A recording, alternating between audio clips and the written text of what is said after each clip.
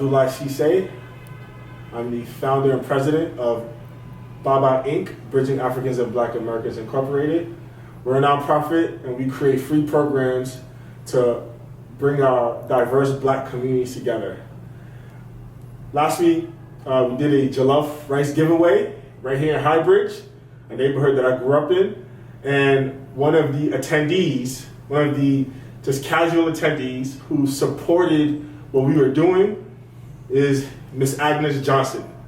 Ms Agnes came out with a beautiful attire, and she just supported us. She was there the whole time. Later on, I gave her a call because I just could tell she could teach me a lot, and she could teach the rest of you a lot. So today we're gonna speak with her.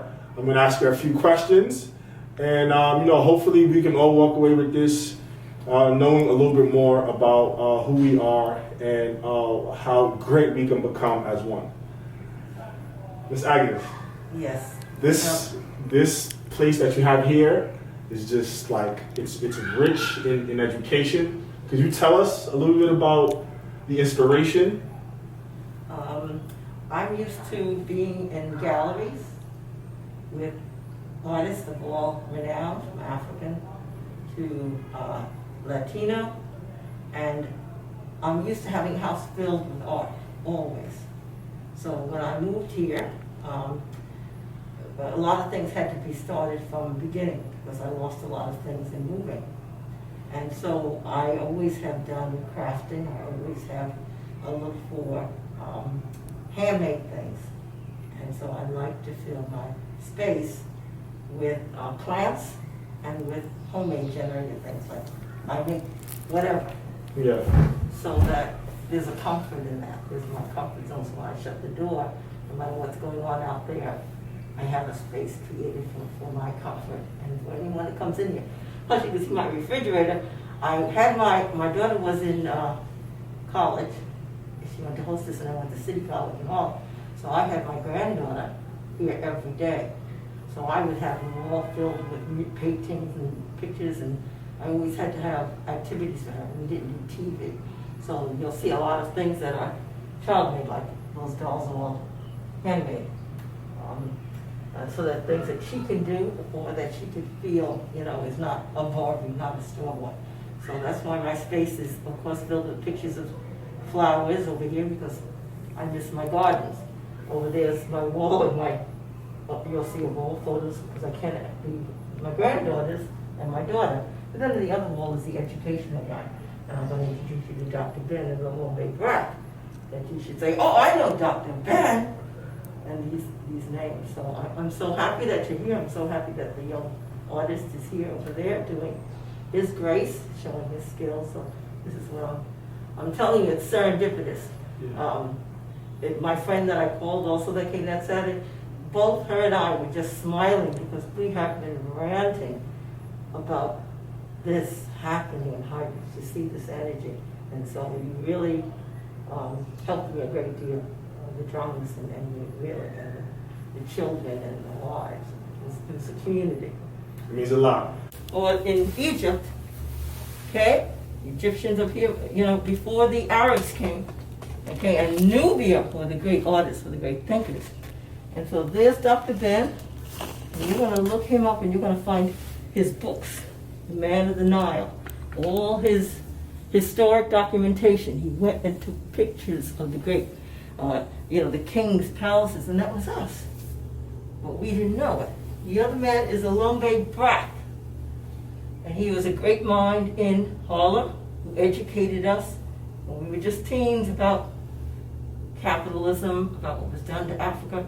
He's the one who's responsible for bringing Castro to Harlem, that famous Castro picture of him in the Teresa Hotel meeting Malcolm X. Okay, and when this government attacked MOVE in Philadelphia, bombed them, right? You know about MOVE, right? Mm-hmm.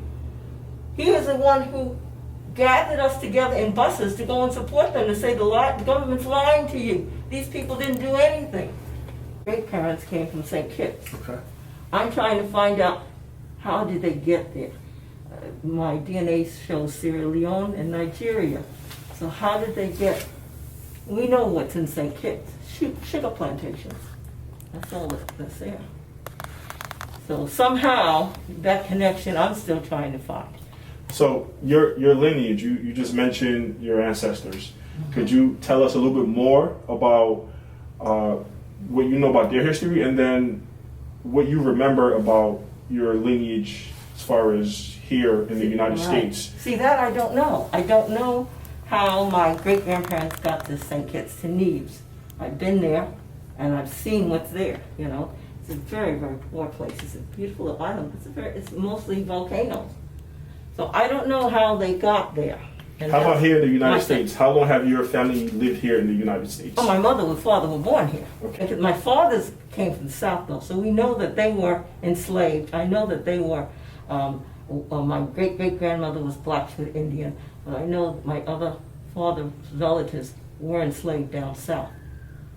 But that's what I was supposed to spend my summer doing, but instead I got lost with this pandemic and doing other things. But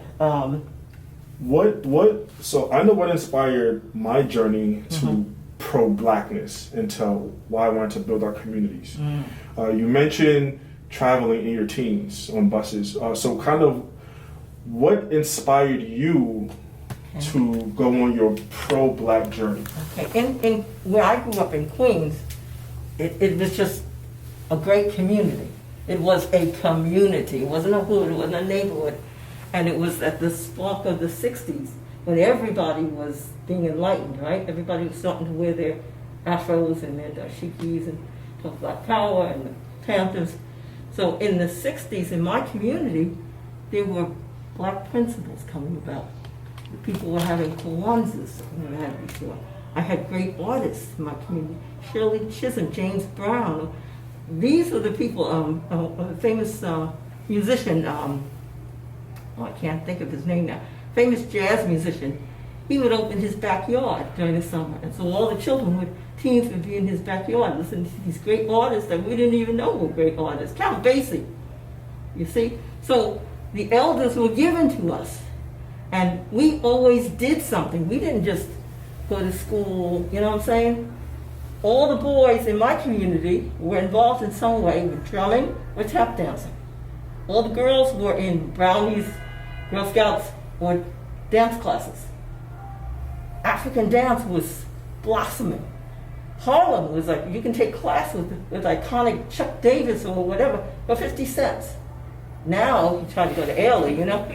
But it was everywhere. So it wasn't like, you know, it wasn't like something you had to dig for. It was there. And we just did it as a norm. When I went to college, now this was, you know, the late 60s, almost 1970. So this was the Vietnam era, this was the Black Panthers. This was all that awakening and education happening. This was Kwame Ture, you know, changing his name from Stokely to Kwame Ture, saying Black Power. So all those things were just swollen.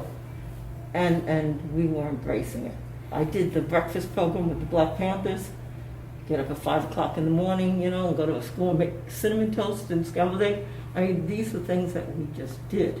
So you had some affiliation with to the Black Panthers? Oh, tons.